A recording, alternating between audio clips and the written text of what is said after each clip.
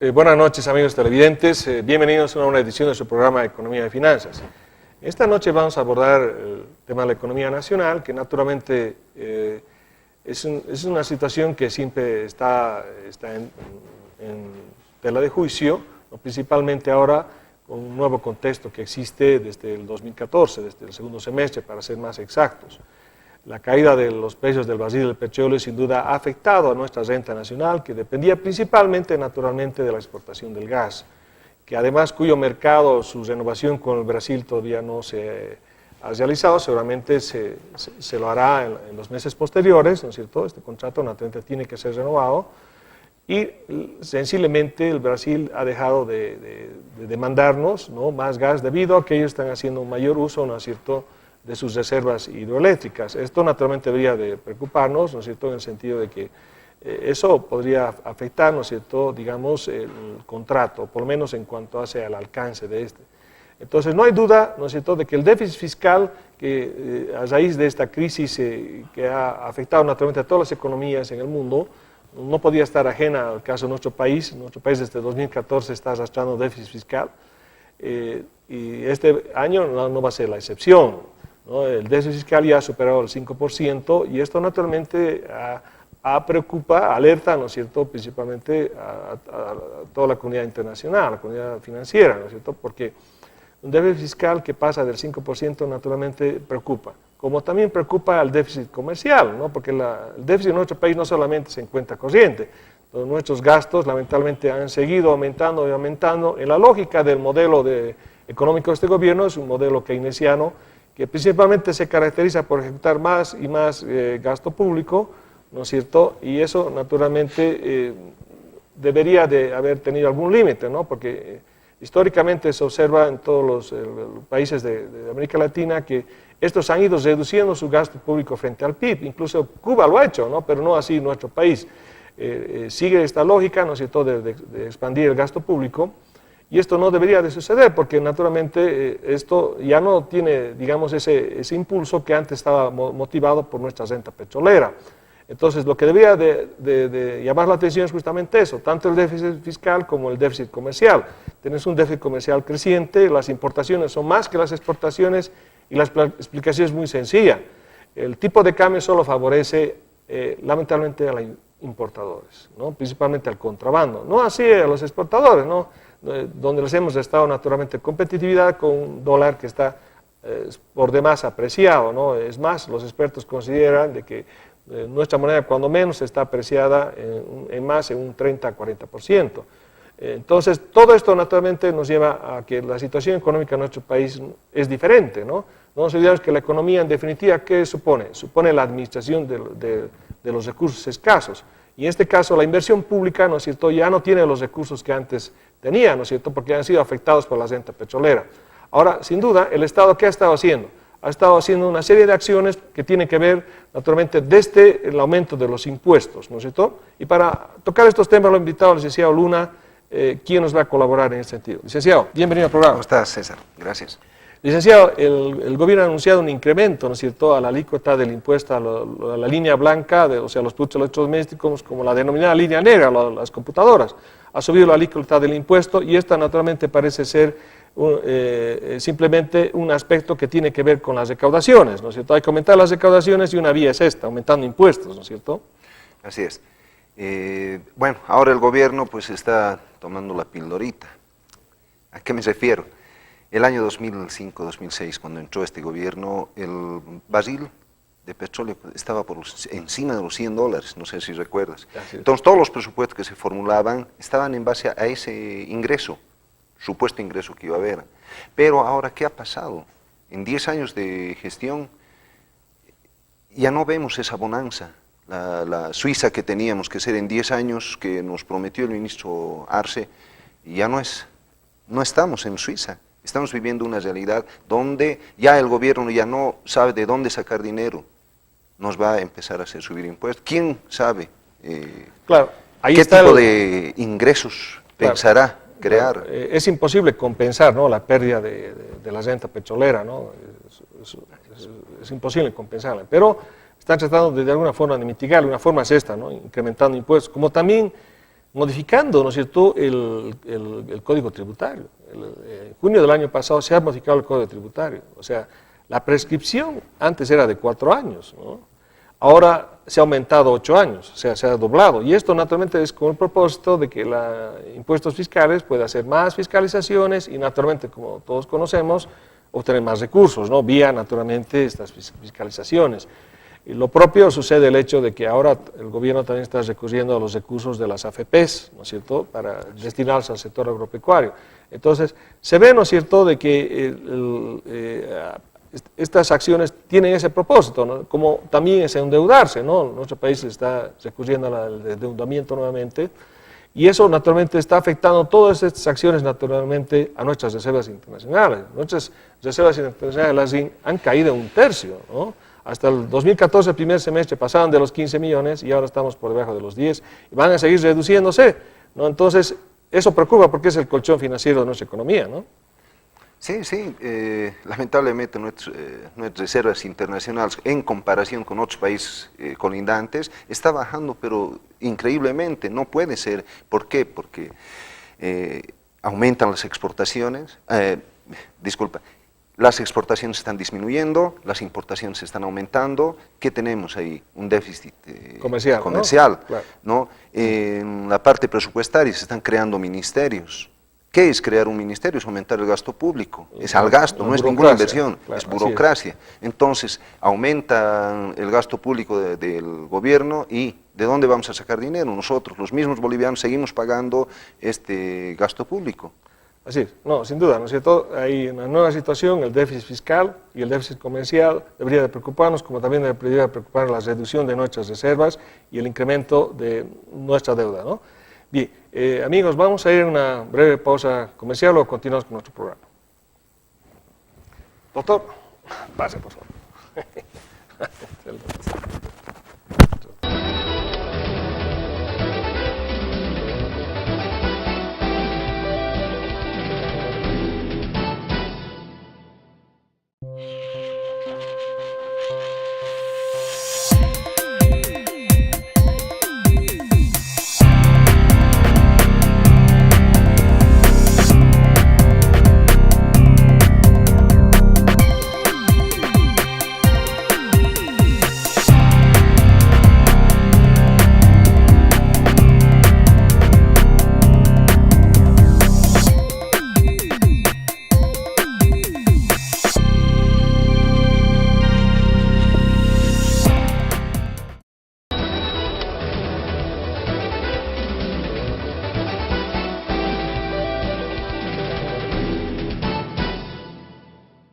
Amigos, continuando con nuestro programa, abordando el tema de la economía nacional, no hay duda, ¿no es cierto?, de que el contexto es otro desde el segundo semestre de 2014. Para seguir tocando este tema, lo hemos invitado al doctor Samuel Soria, a quien le damos la bienvenida. Doctor, nuestra economía ya no está en bonanza, ¿no es cierto? Muchas gracias. No, ya no está en bonanza, pues. Sensiblemente nosotros no somos una economía blindada, como lo dije reiteradas veces desde hace unos más de 6, 7 años. Somos una gota de agua en el océano, nada más. Eso no quiere decir que no podamos adoptar una política independiente, pero hay que contemplar el contexto externo, ¿no es cierto? Nosotros somos parte del mercado mundial. Dentro de este proceso de globalización que está sufriendo algunos retrasos, diríamos, o va a sufrir algunos retrasos por la política de Trump y del Brexit, pero sin embargo seguimos siendo parte de ese mundo globalizado. Nuestra economía depende fundamentalmente del exterior, aunque este gobierno ha privilegiado el modelo endógeno, pero el modelo endógeno se agota muy rápidamente porque tenemos una población menor a la población de Lima, 10 millones de habitantes, que es un mercado pequeño. Entonces tenemos que apostar fundamentalmente al mercado externo sin descuidar el mercado interno. Y dentro de esta perspectiva había que ver cómo logramos desarrollar sectores que permitan dar mayor valor agregado a la producción y no depender, como se ha hecho en todos estos años y como se ha hecho antes, de la exportación de recursos naturales no renovables fundamentalmente, como es el gas, el petróleo y los productos mineros. Sí, así es, doctor, ¿no? Sencillamente seguimos con nuestro modelo, ¿no?, primario de exportador de materias primas, ¿no es cierto? Esto debería de preocuparnos a todos porque la pretendida industrialización no llega hasta ahora, ¿no es cierto? Eso sin duda nos hace más vulnerables, ¿no? Porque seguimos exportando materias primas y estas naturalmente están sujetas al mercado internacional. Ya se ha visto la vulnerabilidad de nuestra economía, como usted dice, nunca estuvo blindada, ¿no es cierto, doctor? Entonces, eso, sumado al hecho de que el déficit fiscal en nuestro país, así como la balanza comercial sigue siendo negativa, naturalmente no es el mejor escenario, ¿no, doctor? Claro, no, pues mira, ya sabes que ahorita, por ejemplo, las reservas internacionales netas no llegan ni a 10.000 millones de dólares, han bajado de 16.000 a 10.000. Y además hay que tomar en cuenta que esas reservas internacionales no están depositadas en el Banco Central, sino están invertidas en una serie de activos financieros, que no sabemos cuál va a ser la rentabilidad o cuál es el riesgo que están corriendo, ¿no? Realmente yo creo que de libre disponibilidad no llegan a 2.000 o 3.000 millones de dólares, incluyendo el oro amonedado o el oro en barras. Entonces eso sí es un problema porque no te olvides que el tipo de cambio, la estabilidad monetaria se basa justamente en unas reservas monetarias adecuadas. Y lo mismo las relaciones con el exterior o la calificación de riesgo país que podemos tener nosotros. Cuando se colocaron en la Bolsa de Valores de Nueva York primero 500 millones de dólares y después los 500 millones al 4,5% y al 5,75%, era porque estábamos calificados con B+. Entonces, en ese entonces teníamos capacidad, si quieres tú, de poder tener el dinero a un precio, a una tasa de interés moderada. Pero en este momento yo creo que colocar bonos en el exterior para poder financiar algunos proyectos que tiene el gobierno va a ser un tanto difícil, porque seguramente los intereses que nos van a exigir en las bolsas de valores ha de ser por encima del 6-7%. Entonces, habrá que tener sumo cuidado con la asignación de recursos que se hagan de los que todavía se disponen, tanto vía comercio exterior, exportaciones fundamentalmente del gas y de otras materias primas, como de los ingresos internos vía impuestos nacionales que podamos sostener. Claro, evidentemente, doctor, va a ser difícil, como se sostenía al principio, que los dos motores con los que volaba nuestra economía, que era la exportación, ¿no?, principalmente del gas y la demanda interna, ¿no es cierto? Está claro que esos dos motores, ¿no es cierto?, ya han entrado hace rato en crisis, ¿no es cierto? Entonces, urgen, ¿no es cierto?, ajustes fiscales, pero estos ajustes probablemente no van a llegar, porque no se prevé que exista una devaluación de nuestra moneda, por la sencilla razón de que el gobierno sigue en campaña, ¿no es cierto? Sabemos de que si se hace una devaluación de nuestra moneda, inmediatamente eso va a afectar, ¿no es cierto?, va a tocar la inflación, y ese naturalmente no sería el mejor escenario para el gobierno, tal vez, ¿no es cierto? Claro, eso en el corto plazo, pero en el mediano plazo la cosa ha de poner difícil, porque ya todos los países vecinos, fronterizos, han ajustado su moneda, no diremos han devaluado, han ajustado a la realidad internacional. El Brasil, que es un coloso, que ya sabemos los problemas que tiene. La Argentina, fíjate, casi 15. Se ha duplicado el tipo de cambio del peso argentino con el dólar. Igual el Perú, Chile también. Entonces nosotros, que somos una economía de mucha menor magnitud, tenemos pues que ver qué vamos a hacer. Yo creo en algún programa lo dije, no hay necesidad de que se le corte totalmente la cola al perro, sino tendría que ser gradual, o sea, el famoso crawling peg, el saltito de rana, para ajustar paulatinamente el tipo de cambio a la realidad económica y financiera internacional, y que no tenga efectos negativos si se produjera una devaluación brusca, ¿no es cierto? Bueno, el gobierno estará jugando con la paciencia de los bolivianos, pues, pero cuando se deteriore más la situación económica, lo que va a tener que hacer es justamente este ajuste, digamos, de corte total de la cola del perro, o sea, una devaluación significativa. Y entonces, en ese caso, sí, yo creo que va a haber conmoción en el país, ¿no? Yo creo que varios economistas se lo han dicho, ¿no?, de que tiene que ajustar la realidad económica. Y fundamentalmente, quiero decirte que tiene que ser sincero el gobierno, no tiene que seguir siendo fariseo, o sea, que golpearse el pecho en todo momento y pensar que son los buenos y que están con su modelo social comunitario. Pero, por favor, ¿hasta cuándo? Ya los ayllus ya casi no existen. Lo que no pudo hacer la República ni la colonia, destruir los ayllus, este gobierno lo ha destruido a través del Fondo Indígena, entregando recursos a los dirigentes de los ayllus. Pero tiene que decir nomás que estamos viviendo en una economía de tipo capitalista estatal. No hay otra alternativa, no hay ningún modelo social comunitario. Esa es una utopía. O bueno, pues tendrán que volver tal vez sus asesores a los primeros cursos de las facultades de economía a aprender lo que es un modelo, como un reflejo teórico de la realidad o un esquema de lo que se quiere hacer a futuro, de lo que se está haciendo. Y aquí vemos que las bases de este modelo son la propiedad privada, el mercado, el empresario, etcétera, y el Estado mismo actúa como empresario a través de YPFB, de Entel, etcétera. O sea, estamos dentro de un modelo capitalista. Yo creo que hay que decir eso para sincerar las cosas.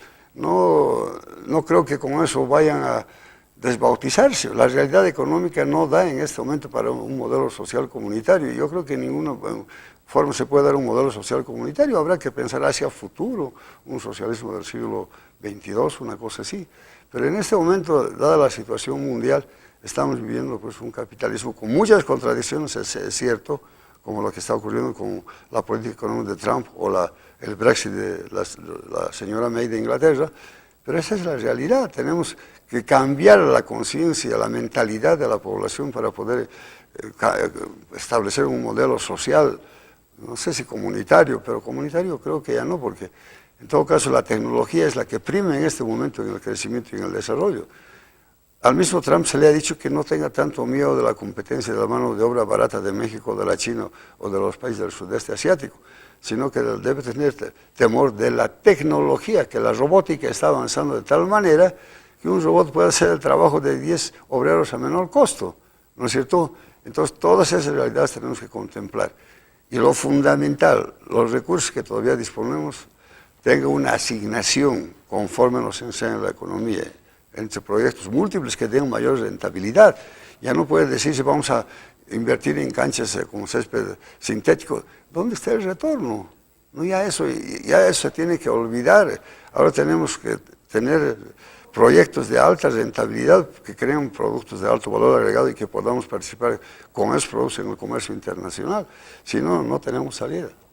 Claro, de lo que no hay dudas, doctor, es de que la economía nacional, así de simple, tiene el modelo del capitalismo de Estado. De eso no hay ninguna duda, ¿no? Es el Estado empresario en sí.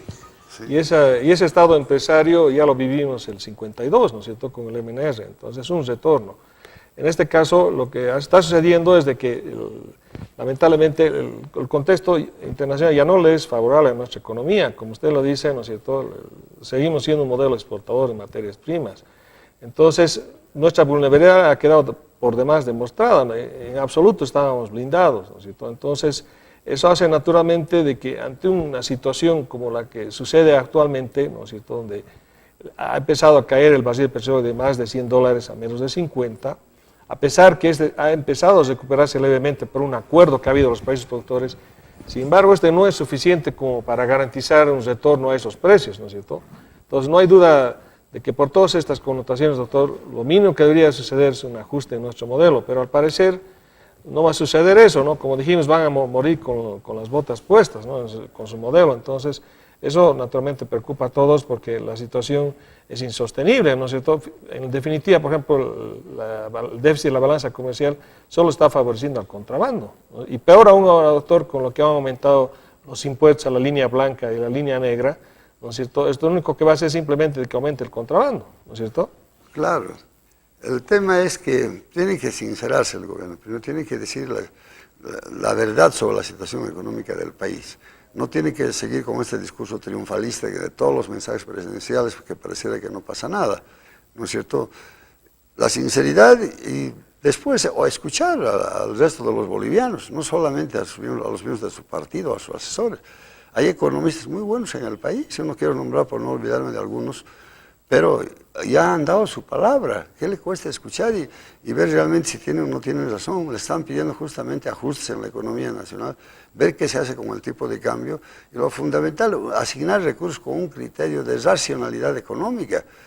Yo no sé, el ideólogo, el señor García Linera, nunca pudo demostrar cuál es la racionalidad en la asignación de recursos que están haciendo.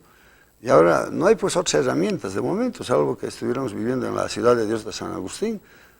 La racionalidad tiene que decirnos dónde vamos a invertir los recursos para que sean retornables y que podamos con esos recursos retornados seguir invirtiendo, pero no hacer inversiones, o ya no ni siquiera son inversiones, son gastos, porque la inversión supone retorno, son gastos que no tienen pues retorno alguno, ¿no es cierto?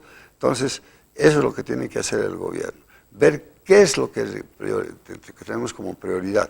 Se ha dicho que en lo económico hay que proceder a la industrialización, y en lo social, a lo del agua. Lo del agua es vital antes que cualquier otra cosa, ¿no es cierto?, en todo el país, porque eso también ha de estar relacionado con la salud. Y hay otros proyectos también que yo creo que debe implementar el gobierno, pero siempre pensando, considerando la racionalidad. Y es más, si es que va a ir al mercado internacional a colocar bonos o va a solicitar préstamos, yo creo que ahora le van a decir, ¿y cuál va a ser el flujo de caja de vuelta? ¿Cómo va a pagar usted esto? ¿Dónde va a invertir? Entonces, eso es lo que hay que hacer. Porque te habrás dado cuenta que hasta ahora, diría yo, aunque parece que ya con menor amplitud el gobierno repartía los recursos del país como volantes. Ni siquiera decía para qué va a ser, no, simplemente yo estaba escuchando nomás, anteayer Evo ha prometido darles una nueva sede social a los más rurales. Yo creo que sí, se merecen los más rurales, pero hay prioridades anteriores a eso. Hay muchas prioridades que deben cumplirse antes de estar dando sedes y todo, o simplemente locales para reuniones o cualquier cosa, ¿no es cierto? Todos los bolivianos tenemos que saber que en este momento los recursos se han vuelto mucho más escasos y que tenemos que manejarlos con un criterio de racionalidad económica. No, así es, doctor. No hay duda de que naturalmente debe de observarse el nuevo contexto, ¿no es cierto? Es un nuevo contexto que nos obliga naturalmente a repensar.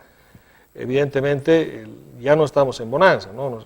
Está claro que nuestra economía, ¿no es cierto?, ha sido, como todas las economías, ¿no es cierto?, ha sido afectada por una nueva situación. Y esta situación crítica naturalmente no podía ser ajena a nuestra economía.